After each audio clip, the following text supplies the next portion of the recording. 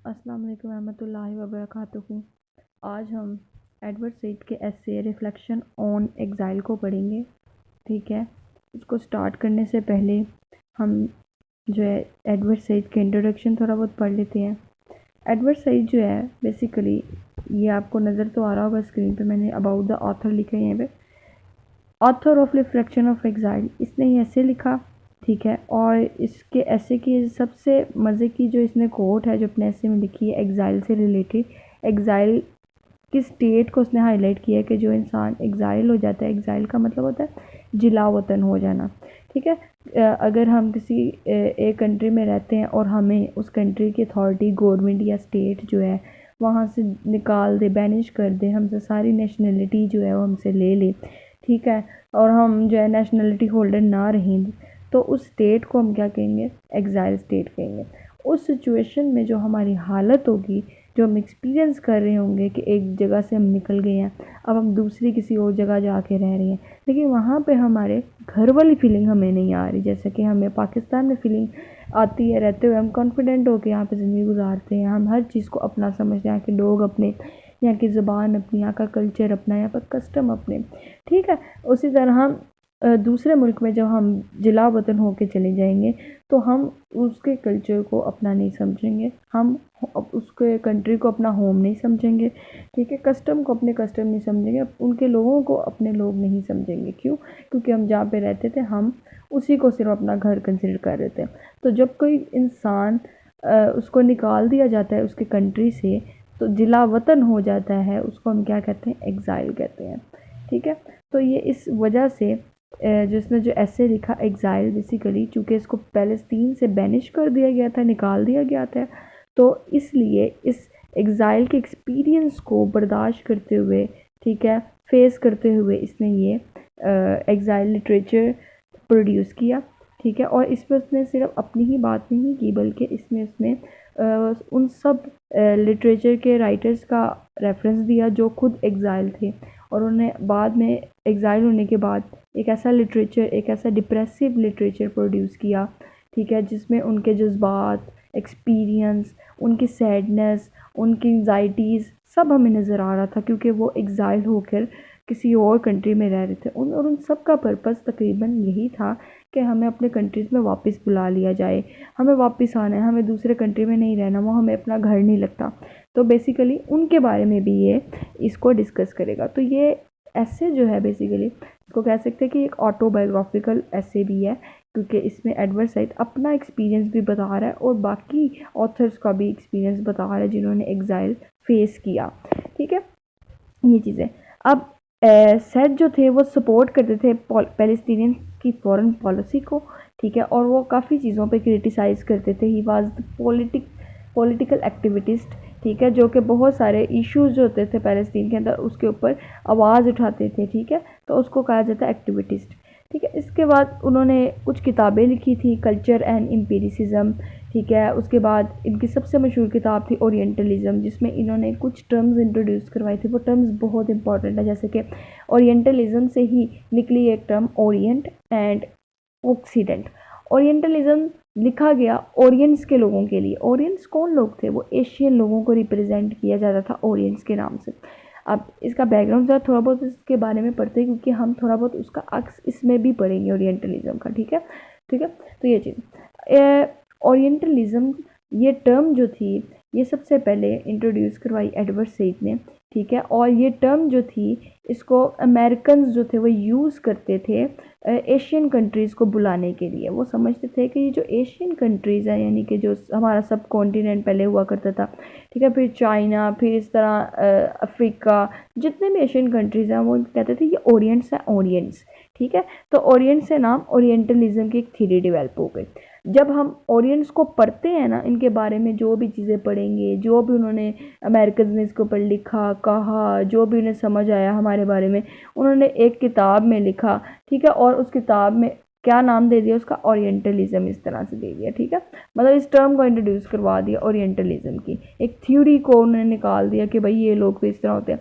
अब जो ये यूरोपियंस हैं, ये वेस्टर्न्स हैं, ये हम ईस्टर्न्स के बारे में क्या समझते थे? ये कहते थे कि हम इन्फीरियर हैं, हम आउटसाइडर्स हैं, हम स्ट्रेंज हैं, हम ह्यूमन बीइंग नहीं हैं, हम बीस्ट हैं, हम आंट्स हैं, हम बैकवर्ड हैं, हम इग्नोरेंट हैं, हम नॉन रिलीजियस पर्सन हैं, ठीक है, हम अनसिविलाइज्ड लोग हैं जिनके पास नॉलेज ही नहीं है। हम तो डिज़र्व करते हैं कि हमें ये लोग रूल करें आके और ये हमें सिखाएं कि ज़िंदगी कैसे गुजारते हैं, जगहों का कैसे इस्तेमाल करते हैं, घर कैसे बनाते हैं, मज़हब क्या होता है, ठीक है, उसके बाद ये हमें बताएं कि इकॉनमी कैसे चलती है। तो बेसिकली ओरियंट्स जो है ना, इनके अकॉर्डिंग ओरियंट्स जो हैं वो बड़े बैकवर्ड हैं, एशियंस बहुत बैकवर्ड हैं ये। और इसकी एक टर्म जो कि एडवर्ड सईद कहता है कि वेस्टर्न कहते हैं कि ओरियंट्स जो है ना, उनको उनके बारे में वेस्टर्न क्या कहते हैं they deserve to be ruled. ये तो डिज़र्व करते हैं कि हम इन पे आकर हुकूमत करें, हुक्मरानी करें। ये तो खुद बैकवर्ड है, इग्नोरेंट है, तो पता ही नहीं है कि हुकूमत कैसे की जाती है, ठीक है। तो इतने ज़्यादा संगीन जो है वो सेटराइजेस हमें करते थे, तंज करते थे, कि जिसकी वजह से जो है एडवर्ड सईद ने किताब लिखी जिसका नाम ओरिएंटलिज्म था।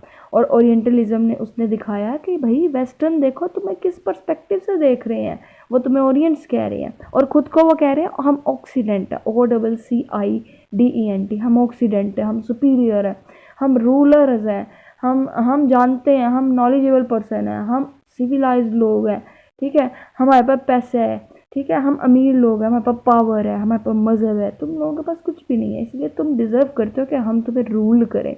तुम जाहिल हो, ठीक है, तुम औरतों हैं, तुम्हारी औरतों की कोई परवाह नहीं है तुम्हें, तुम मर्द नहीं ना मर्द हो। तो ये सब चीज़ें उन्होंने कहा हुआ। तो ये ओरिएंटलिज्म एडवर्ड सईद ने ना आके बताया है कि वो हमें समझते हैं कि हम जो हैं ऑडियंस जो हैं आउटसाइडर हैं। आउटसाइडर का मतलब स्ट्रेंज लोग, बाहर की दुनिया में रहने वाले लोग, बाहर के लोग, ठीक है, हमारे से कोई ताल्लुक नहीं है। और अपने आप को ऑक्सीडेंट क्या समझते हैं, हम सेल्फ है।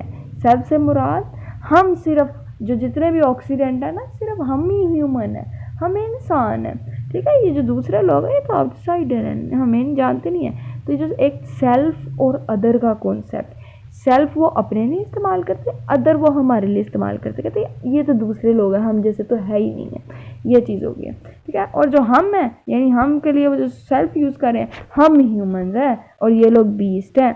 तो ये सेल्फ और अदर का कॉन्सेप्ट। फिर अस एंड आउटसाइडर की टर्म इंट्रोड्यूस करें, कहते कि जो अस है ना, हम लोग यानी ऑक्सीडेंट कह रहे हैं, हम जो हैं वो पढ़े लिखे हैं, हम जो है सिविलाइज्ड हैं, हम जो है रिलीजियस हैं, हम जो है पावर रखते हैं, हम जो है रूलर्स हैं, हम जो है सुपीरियर हैं, हम जो है हमारे कलर वाइट है, अल्लाह ने हमें बड़े तोहफे दिए हैं, ठीक है। तो ये चीज़ है, तो लिहाजा हम अस हैं, ठीक है। और तुम लोग जो हो ना, तुम दैम हो, दैम से मुराद वो लोग, मतलब इशारा करेंगे तो तुम दैम हो, दैम अस नहीं हो, तुम हम जैसे नहीं हो, ठीक है। अगर वो कहेंगे ना हम सब अस हैं तो समझ में आता है वो इक्वालिटी की बात कर रहे हैं। यहाँ पे वो हमें कह रहा है, ऑडियंस को कह रहा है कि तुम दैम हो और हम जो है अस हैं।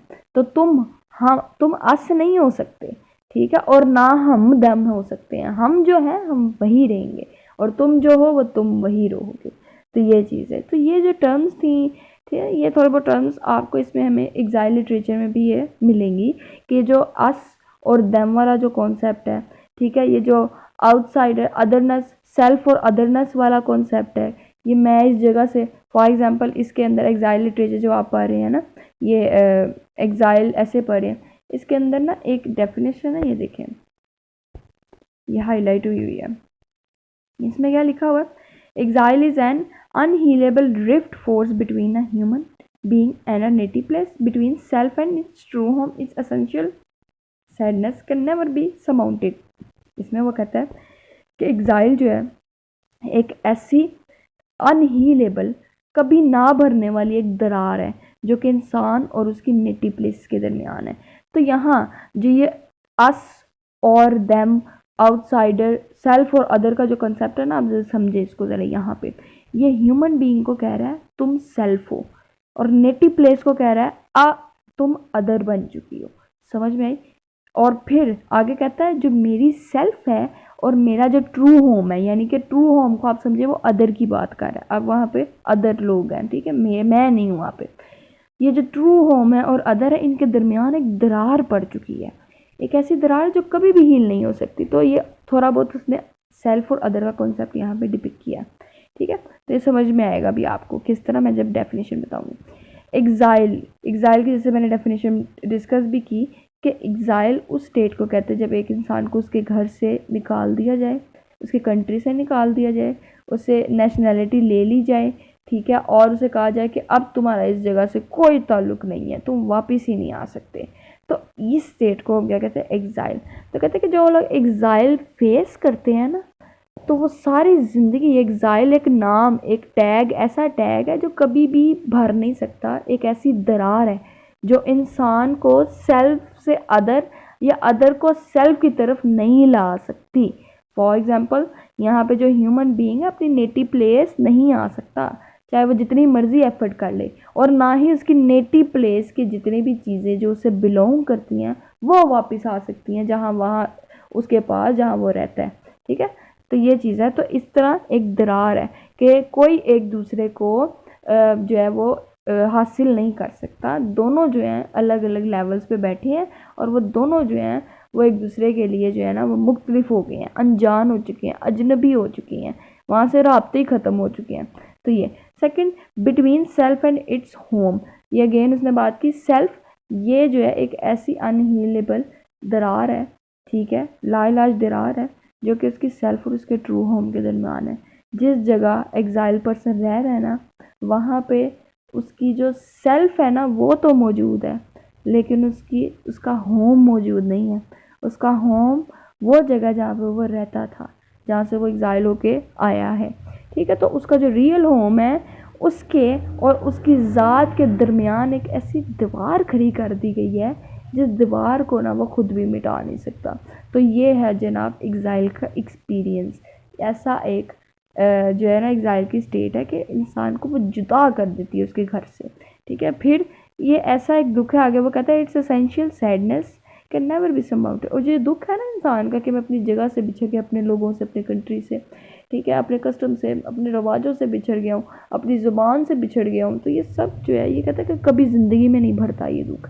जो इंसान किसी दूसरे मुल्क में रहने के लिए चला जाता है ना, या फिर जिला वतन होके जाता है, आप खुद देखें कि वो हमेशा याद करता रहता है लोगों को, बातें करने के लिए बेताब रहता है अपने लोगों से, उनको देखने के लिए, उनके पास आने के लिए, उनसे मिलने के लिए तरसता रहता है। तो ये दुख जब तक वो ज़िंदा है सारी ज़िंदगी चलता रहता है। तो ये इसलिए कहा गया कि एग्ज़ाइल जो है वो एक अनहीलेबल रिफ्ट है जो कभी भी हील नहीं हो सकती, भर नहीं सकती। ये चीज़ समझ में। अब ये चूँकि खुद एग्ज़ाइल था हमारा ऑथर एडवर्ड सईद, तो इसने अपने आप को तमाम उन लोगों से जिन्होंने एग्ज़ाइल एक्सपीरियंस किया है रिलेट करके इस ऐसे में उनको बयान भी किया है। अपने बारे में भी इसने बताया कि एग्ज़ाइल की कितनी स्टेट्स होती हैं, इंसान कैसा फील करता है, क्या एक्सपीरियंस करता है। इसमें मेजर क्वेश्चन जो है वो आपको थीमेटिक कंसर्न पूछा जा सकता है, एग्ज़ाइल की टर्म्स पूछी जा सकती हैं। एग्ज़ाइल दो तरीके का, एग्ज़ाइल की 2 टाइप्स हैं, ठीक है, जो डिफ़ाइन करता है। कहता है कि एक एग्ज़ाइल प्रिमिटिव एग्ज़ाइल था, आज का एग्ज़ाइल जो है वो मॉडर्न एग्ज़ाइल, वो थोड़ा डिफरेंट है। प्रिमिटिव एग्ज़ाइल में पता है क्या होता था, पहले लोग जो थे, प्रिमिटिव का होता पहले लोग, एंशियंट पीपल, वो ट्राइब्स में रहा करता थे। तो ट्राइब्स में क्या होता था कि इंसान को जो है ना मुकम्मल बैनिश करके कह दिया जाता था कि तुम यहाँ से अब चले जाओ, तुम अब वापस ना आना हमारे ट्राइब में, ठीक है। तो उस टाइम का जो एग्ज़ाइल था ना उसको हम कहते हैं प्रिमिटिव एग्ज़ाइल। आज मॉडर्न स्टेट में जो एग्ज़ाइल है ना वो 2 तरह का है। वो किस तरह, उसमें हम वॉलंटरी एग्ज़ाइल भी ले सकते हैं और इनवॉलंटरी भी। कहने से मुराद ये है कि जो एग्ज़ाइल की टर्म है ना ये बहुत ज़्यादा एडवांस हो गई है, ठीक है। इसमें हम ये कह सकते हैं कि इंसान जो अपनी मर्ज़ी से एक खुद एग्ज़ाइल हुआ है या तो उसको निकाला गया। 2 तरीके का एग्ज़ाइल हो गया, ठीक है, मॉडर्न स्टेट में। एक वॉलंटरी एग्ज़ाइल और दूसरा इनवॉलंटरी। वॉलंटरी के अंदर ये होगा कि एक इंसान फाइनेंशियल क्राइसिस का शिकार हो गया, कह रहा है कि यहाँ पे मैं जो है ना पैसा नहीं है मेरे पास, इकोनॉमी गिर रही है, ठीक है, मैं स्टेबल नहीं हूँ यहाँ पे, तो वो छोड़ के चला जाता है अपने कंट्री को, खुद एग्ज़ाइल स्टेट में चला जाता है, ठीक है। तो दूसरा, अगर वॉर हो रही है और वॉर की सिचुएशन में और वो उसका रहना मुहाल है तो फिर भी वहाँ से चला जाएगा, ठीक है। तो सेकंड ये एग्ज़ाइल स्टेट। तीसरा, रेफ्यूजीज़, उसको लगता है कि कहीं किसी और जगह जाके मैं बेहतर तरीके से ग्रो अप हो सकता हूँ, ठीक है, वहाँ पे जो है मुझे ज़्यादा जो है ना रिलैक्सेशन मिलेगी, ठीक है, अपनी आसानी के लिए वहाँ पे वो चला जाता है, रिफ्यूज बन के पनाह ले लेता है। तो ये भी जो है हमारा वॉलंटरी एग्ज़ाइल स्टेट में वो इंसान समझे चला गया, अपनी मर्ज़ी से एग्ज़ाइल स्टेट में गया, ठीक है। तो ये चला। तो अब ये जो वॉलंटरी एग्जाइल होता है ना, इसमें आपको क्या होता है, नेशनैलिटी, जैसे पाकिस्तान में अगर आप अमेरिका चले गए तो आपके पास पाकिस्तान की नेशनैलिटी नहीं रहेगी, दोहरी शरीयत नहीं रहेगी, ठीक है, एक शरीयत रहती है हमेशा, तो फिर आप अमेरिका की शहरी कहलाओगे, इस तरह वाला सीन। तो इस स्टेट को हम क्या कहते हैं कि खुद बंदा एग्जाइल हुआ है, वॉलंटरी एग्जाइल मॉडर्न स्टेट में ना। और इनवॉलंटरी का मतलब कंट्री ने उसको बैनिश करके निकाल दिया। क्यों? उसने ऐसा कोई लिटरेचर प्रोड्यूस कर दिया जिसके अंदर उसने पॉलिटिशियन को या सटायर किया, या तो रिलीजियस पीपल को सटायर किया, ठीक है, या तो ऐसी किताबें, ऐसी मूवीज़ दिखाई हैं, या ऐसी चीज़ें टर्म्स यूज़ की हैं जो कि ख़िलाफ़ थी हमारे यहाँ के, ठीक है, रस्म व रवाज के। तो इस सिचुएशन में उस इंसान को मुकम्मल तौर पर बैन कर दिया गया, उसकी चीज़ों को, और उसको निकाल दिया गया, और उससे नेशनैलिटी ले ली गई है कि वो वापस नहीं आएगा। इसको कहते हैं इनवॉलंटरी एग्जाइल, जब इंसान कोशिश भी करे तो वापस ना आ सके, ठीक है। तो वॉलंटरी एग्जाइल कदरे बेहतर होता है कि इंसान जो इस स्टेट के अंदर, वॉलंटरी एग्जाइल के अंदर, ज़्यादा डिप्रेशन महसूस नहीं करता, उसको थोड़ा बहुत हल्का फुल्का नॉस्टैल्जिया याद आता है, पुरानी बातें याद आती हैं, ठीक है, और वो फिर सोशलेबल जो नई जगह पे जाता है वहाँ पे बड़ी खुशी से ज़िंदगी गुजार रहा होता है, बजाय कि उस इंसान के जिसको इनवॉलंटरी एग्जाइल किया जाता है, जानबूझ के निकाला जाता है, ठीक है, जिला वतन किया जाता है, तो वो इंसान ज़्यादा डिप्रेशन में चला जाता है क्योंकि उसकी वापसी का कोई इम्कान नहीं रहता। तो ये चीज़ है, ये थोड़ा बहुत। अच्छा, इसमें अब हम कुछ टर्म्स को डिस्कस करेंगे और उसके बाद में हम थॉरोली स्टडी स्टार्ट करेंगे। कुछ टर्म्स में हैबिटस, पहली टर्म हैबिटस जो है, हैबिटस से मुराद एक इंसान जो कि जिस कल्चर में पैदा हुआ, जिस माशरे में वो पैदा हुआ, सोसाइटी में, और जिस कंट्री में पैदा हुआ, उसकी हर चीज़ को वो नेचुरली अडॉप्ट करेगा अनकॉन्शियसली। एक बच्चा पैदा होता है ना, वो कॉन्शियसली तो नहीं ना चीज़ों को ले हासिल कर रहा होता, अडॉप्ट कर रहा होता। जैसे कि मैं 12 साल की होके मैंने कहा कि नहीं, मैं लैंग्वेज जो है फ़ारसी लैंग्वेज सीखना चाहती हूँ, तो मैं स्ट्रगल कर रही, ये कॉन्शियस एक्ट है।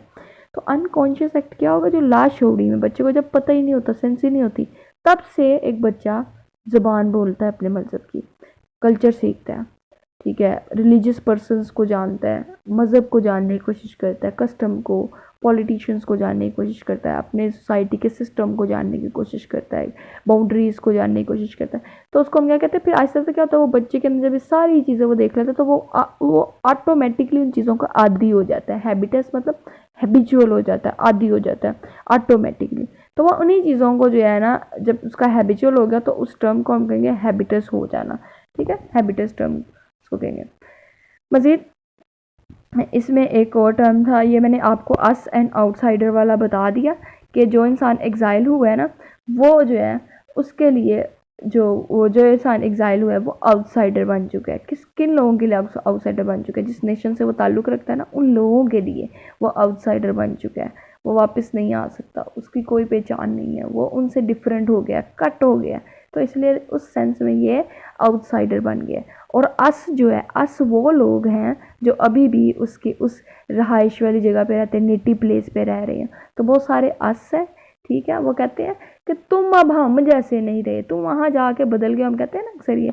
तो हम क्या कह रहे होते हैं, हम उसको कह रहे होते हैं कि भाई अब तुम स्ट्रेंज पर्सन बन गए हो, ठीक है, तुम हमारे लिए अजनबी हो गए हो, तो ये तुम हमारे लिए आउटसाइडर बन गए हो। तो ये वो टर्म है। और अस क्या है? हम लोग यहाँ पे रहते हैं तो हम अस हैं, हमारे पास नेशनैलिटी है, ये वो है। तो ये चीज़, तो ये अस और आउटसाइडर भी जो है ना, जब वो ये बार बार ये एग्जाइल पीपल जब सुनते हैं किसी के मुंह से कि हम आउटसाइडर हो गए हैं, हमें अपने वो समझते ही नहीं है, वो समझते हैं कि हम अमेरिकन बन चुके हैं, तो वो इस चीज़ को बड़ा फील करते हैं, इसकी वजह से भी वो डिप्रेशन में जाते हैं। तो ये चीज़ हो गई।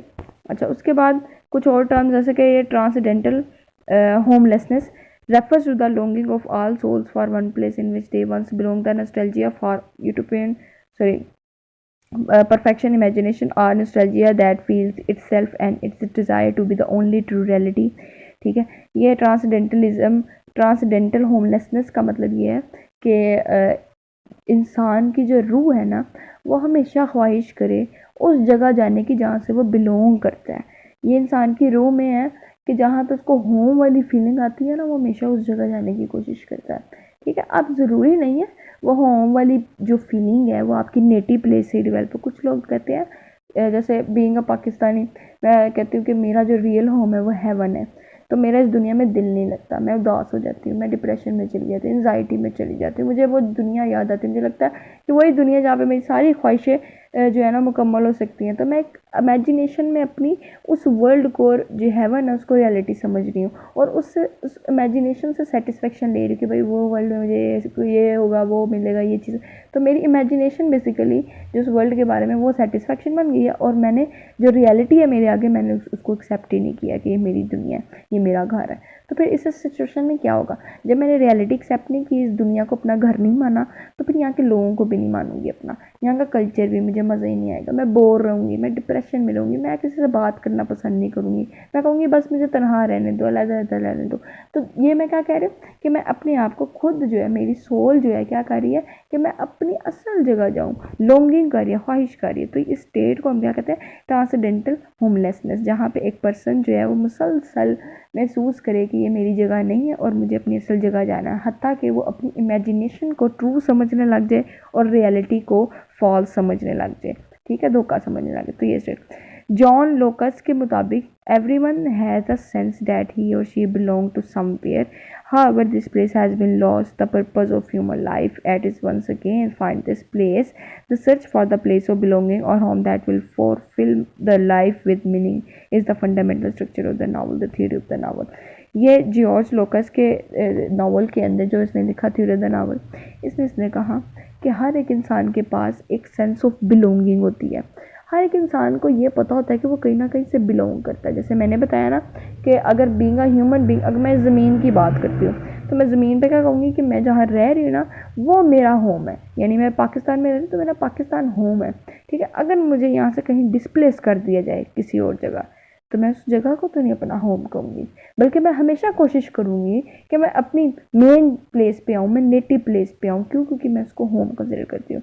मैं हमेशा कोशिश करूँगी कि मैं अपने होम के लोगों से ज़्यादा इंटरेक्ट करूँ बजाय कि वहाँ फॉरेनर्स के साथ करूँ, ठीक है। मैं हमेशा कोशिश करूँगी कि मैं अपने कल्चर जो मैंने यहाँ पे सीखे वहाँ पे उन्हीं कल्चर्स को अडॉप्ट करने की कोशिश करूँगी, उन्हीं लोगों से बात करना पसंद करूँगी जो मेरे कल्चर से बिलोंग करते हैं। तो ये मैं क्या कर रही हूँ, ये मैं वही कर रही हूँ कि हमारा ज़िंदगी का पर्पज़ ही क्या बन गया है, एग्जाइल पर्सन की ज़िंदगी का पर्पज़ क्या बन गया है, अपने घर वापस आना, अपनी असल जगह आना, अपने असल लोगों में रहना, ठीक है, असल जगह पे अपने ख़ानदान में रहना, ठीक है। तो ये चीज़ असल लोगों के साथ ज़िंदगी बसर करना, ये उसका पर्पज़ बन गया। और सारी ज़िंदगी ये जो एग्जाइल लोग होते हैं ना, ये सारी ज़िंदगी रोते धोते अपने घरों को याद करते, अपने कल्चर को, मज़हब को याद करके, अपनी जगहों को याद करके रो रो के एंड पे इनकी डेथ भी डिप्रेशन से होती है। तो ये हमें एक अक्स नज़र आएगा इस रिफ्लेक्शन ऑन एग्जाइल के अंदर, एग्जाइल की हमें स्टेट नज़र आएगी, जो पर्सन एग्जाइल हुए उनका ये अक्स, उनकी स्टेट्स नज़र आएंगी, उनकी फीलिंग्स, एक्सपीरियंस नज़र आएगा। तो ये वहाँ पे ये बात कह रहे हैं। असेंट्रिक का मतलब होता है ऐसे लोग जो कि अपने आप को मुख्तलिफ समझते हैं बाकी लोगों से, उनको कहा जाता है असेंट्रिक। जो एग्जाइल होते हैं ना वो अपने आप को असेंट्रिक समझने लग जाते हैं। क्यों? क्योंकि वो जो नई प्लेस पे जाते हैं उसको अपना होम तो मानते नहीं, वो वहाँ के लोगों को भी अपना नहीं मानते। तो इस सिचुएशन में वो कहते हैं ये तो हम तो इन जैसे है ही नहीं है, ये हमसे डिफरेंट लोग हैं। जैसे मैंने आपको एक कॉन्सेप्ट बताया था ना ओरिएंट और ऑक्सीडेंट का, कि हम क्या फील करने लग जाते हैं जैसे कि ये आउटसाइडर हैं, ये अस तो है ही नहीं, हम जैसे तो है ही नहीं। तो ये सेंट्रिक एक तरह की वो वाली फीलिंग होती है जिसमें एक एग्जाइल पर्सन कह रहा होता है ये हम जैसे लोग ही नहीं है, ये कोई और लोग है, मैं कहीं और प्लेनेट में आ गया हूँ, किसी और दुनिया में आ गया हूँ, ये इंसान नहीं है। तो वो लिहाजा वो किसी से बात ही नहीं करता, वो इंट्रोवर्ट हो जाता है, तन्हाई पसंद हो जाता है ना, आइसोलेशन में रहने लग जाता है, लोनलीनेस में रहने, अपने आप को एलियनेटेड फील करता है कि मैं बिछड़ गया हूँ ऑल टाइम, ये हमेशा नॉस्टैल्जिया में, माजी की यादों में खोया रहता है, उन्हीं में रोने लग जाता है। तो ये चीज़ है, तो सेंट्रिक बन जाता है, ठीक है। उसके बाद स्टैटिज्म से मुराद स्टेट के पास अथॉरिटी है, पावर है, वो आपको रूल कर सके, वो आपके इकोनॉमिकल अफेयर्स को भी रूल कर सके, जो आप पैसा कमा रहे हैं वो उस पर भी आपके लेन देन पे पूछ कर सके, और आपको भी इस कंट्री में रहने की इजाज़त दी जाए या नहीं दी जाए ये स्टेट पे डिपेंड करता है। तो स्टेट के पास मुकम्मल अथॉरिटी है, तो इस टर्म को स्टेटिज्म कहते हैं, इस आइडिया को स्टेटिज्म कहते हैं कि स्टेट के पास मुकम्मल अथॉरिटी है, वो आपको कंट्रोल कर सकती है। एथनोसेंट्रिसिज्म, इसका मतलब ये होता है कि एथनोसेंट्रिक वो पर्सन होते हैं जो दो कल्चर्स का कंपैरिजन करते हैं और कहते हैं हमारा कल्चर सबसे बेहतरीन है। फॉर एग्जांपल इसमें कंपैरिजन ज़्यादातर आता है, इंडिया और पाकिस्तान का कल्चर हम कंपेयर करें तो जो ये सेंट्रिक पर्सन होते हैं थोड़े एथ्रोसेंट्रिक, ये क्या कहेंगे, ये कहेंगे कि हमारा जो नेटिव प्लेस है वो बेस्ट है, हमारे जो रूल्स हैं वो बेस्ट है, बाइस्ड हो जाएंगे अपनी जगह, अपनी प्लेस, अपने कस्टम, अपने लोगों, अपनी लैंग्वेज के साथ इतने बाइस्ड हो जाते हैं कि वो दूसरे कल्चर को कहते हैं कि नहीं इनका तो कोई कल्चर है ही नहीं है, डिग्रेड करते हैं, उनको इन्फीरियर कर देते हैं, इन्फीरियर समझते हैं, उन्हें कहते हैं ये आउटसाइडर है, ये अस तो है ही नहीं है, हम जैसे तो है ही नहीं, आउटसाइडर है ये। तो ये वो वाली फीलिंग कि आप जब कंपैरिजन करते हैं तो आप अपने कल्चर को बेस्ट मानते हैं। तो जब एग्जाइल पर्सन अपने होम से बिछड़ जाता है ना, तो वो सारी ज़िंदगी ना दूसरे होम को, दूसरी जगह को सॉरी एक्सेप्ट ही नहीं करता। वो कहता है ये अस नहीं है, ये हम जैसे नहीं है, ये आउटसाइडर है, जहाँ मैं रह रहा हूँ ना ये अस, हम जैसे लोग नहीं, ये आउटसाइडर है। तो वो ये फिर फीलिंग हमेशा रहती है, और वो हमेशा यही कहेगा बाहर के मुल्क रह के भी, मेरे पाकिस्तान में तो ऐसे होता था, मुझे वहाँ पे बुरा मज़ा आता था, लोग फैमिली में आते थे, ईद त्यौहार इस तरह मिलते थे, बैठते थे, हमारी ज़ुबान इस तरह की, तुम्हारा बीच में कपड़े ऐसे पहनते थे नए नए, ठीक है, नमाज कुरान रोज़ा ऐसे ऐसे इवेंट्स आते थे। तो हम क्या करें, हम हमेशा सुपीरियॉरिटी अपने ही कल्चर को, अपने ही लोगों को, अपने ही नेशन को दे रहे हैं, ठीक है, आल्दो उस दूसरी जगह पे रहते हुए भी। तो इट्स मीन हम क्या कर रहे हैं, हम यही कर रहे हैं कि हम दूसरे कल्चर को डिग्रेड कर रहे हैं, हम उसको एक्सेप्ट नहीं कर रहे कि अब हम उसका हिस्सा है। जब हम ये एक्सेप्ट ही नहीं कर रहे कि अब हम, हमारे पास अमेरिकन नेशनलिटी, हम अमेरिकन बन चुके हैं, जब हम ये मान ही नहीं रहे, तो इट्स मीन हम अपने आप को खुद कह रहे हैं कि हम आउटसाइडर हैं। तो लिहाजा जो एग्जाइल होते हैं वो खुद अपने आप को आउटसाइडर कंसिडर करते हैं जिस जगह भी वो रहते हैं, क्योंकि वो उस जगह को अपना मानते ही नहीं है, ठीक है। ये फिर आगे टर्म आती है नार्सिस्टिक मैसोचिज्म। नार्सिस्टिक मैसोचिज्म ऐसे लोग होते हैं, नार्सिस्टिक मैसोचिस्ट कह सकते हैं, ऐसे लोग होते हैं जो अपने आप को तकलीफ़ देना पसंद करते हैं। जो एग्जाइल पर्सन होते हैं ना, वो नार्सिस्टिक मैसोचिस्ट बन जाते हैं। पता है क्यों? क्योंकि वो कहते हैं कि जब तक हम अपने माजी के लोगों को, अपनी पुरानी जगह को याद नहीं कर लेते, पुराने लोगों से बातचीत नहीं कर लेते, ठीक है, तब तक जो है ना हमें सुकून नहीं आएगा, तब तक हमें चैन की नींद नहीं आएगी, ठीक है। तो वो क्या करते हैं, वो अपने आप को बार बार याद करके, माजी की चीज़ों को, अपने घर को याद करके आंसू बहाते हैं, डिप्रेशन में चले जाते हैं, और फिर कुछ जो एग्जाइल पर्सन होते हैं वो लिटरेचर लिखने लग जाते हैं, अपनी फीलिंग्स को कॉपियों पे उतारने लग जाते हैं, ठीक है, नोटबुक्स बनाने लग जाते हैं। तो कहते हैं कि ऐसे लोग क्या कर रहे होते हैं, अपने आप को एज़ा दे रहे होते हैं, पेन दे रहे होते हैं, जानबूझ के खुद याद कर रहे होते हैं। हालांकि उनके पास ऑप्शन होता है कि वो जिस कंट्री में हैं वहाँ के लोगों के साथ मिल बैठ के उनका कल्चर अडॉप्ट करने की कोशिश करें, ऑप्शन होता है, लेकिन वो जानबूझ के नहीं अडॉप्ट करते, अपने आप को आउटसाइडर बनाए रखते हैं। और इसका नुकसान ये होता है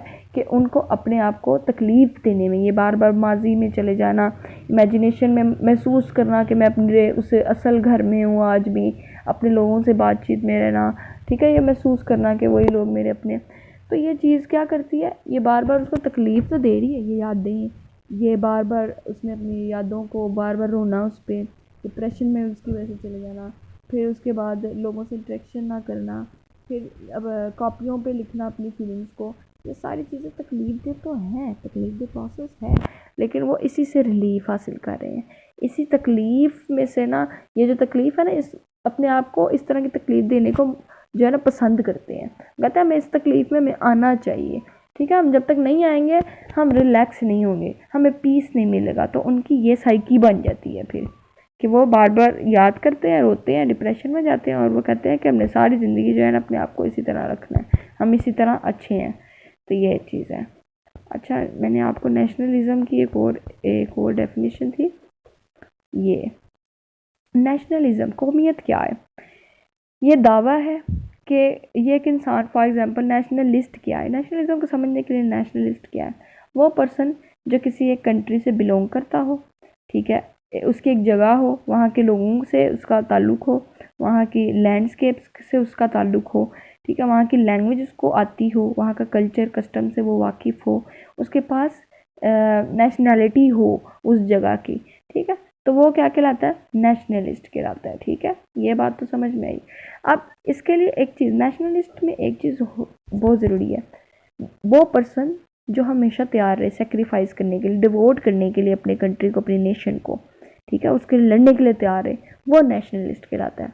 अब जो है जब हमारी नेशनैलिटी चेंज हो जाती है, फॉर एग्जाम्पल जिस नेशन से हम ताल्लुक़ रखते थे, जो हमारी नेटिव प्लेस से, जब एग्जाइल पर्सनस को उस जगह से निकाल दिया गया, उसकी नेशनैलिटी चेंज होगी, लेकिन वो दूसरी नेशनैलिटी को एक्सेप्ट नहीं कर रहा, वो दूसरे मुल्क में जाके नेशनलिस्ट नहीं कहलाएगा जब तक वो वहाँ की नेशनैलिटी को एक्सेप्ट नहीं करता।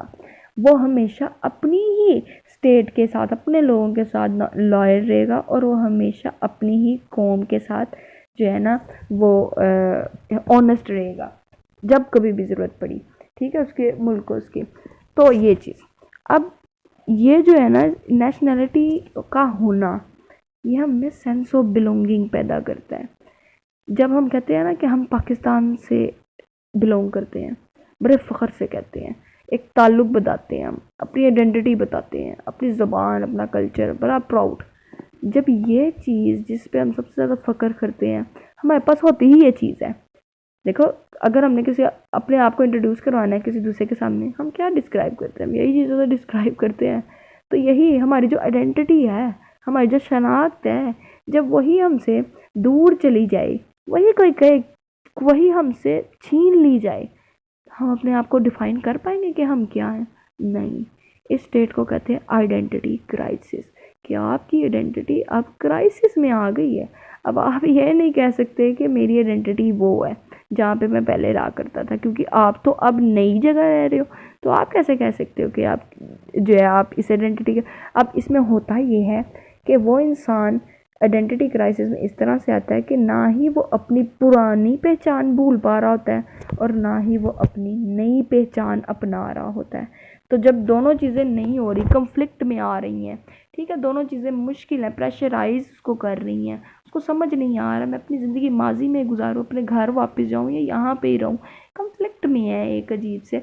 तो इस सिचुएशन को आइडेंटिटी क्राइसिस कहते हैं। कि आप फिर ऐसे पर्सन से अगर पूछेंगे कि तुम कहाँ पे रहते हो, तो वो बता ही नहीं पाएगा कि मैं पाकिस्तान का हूँ कि अमेरिका, आप कहाँ के नेशनलिस्ट हैं, वो बता ही नहीं पाएगा, वो कंफ्यूजिंग स्टेट में रहेगा।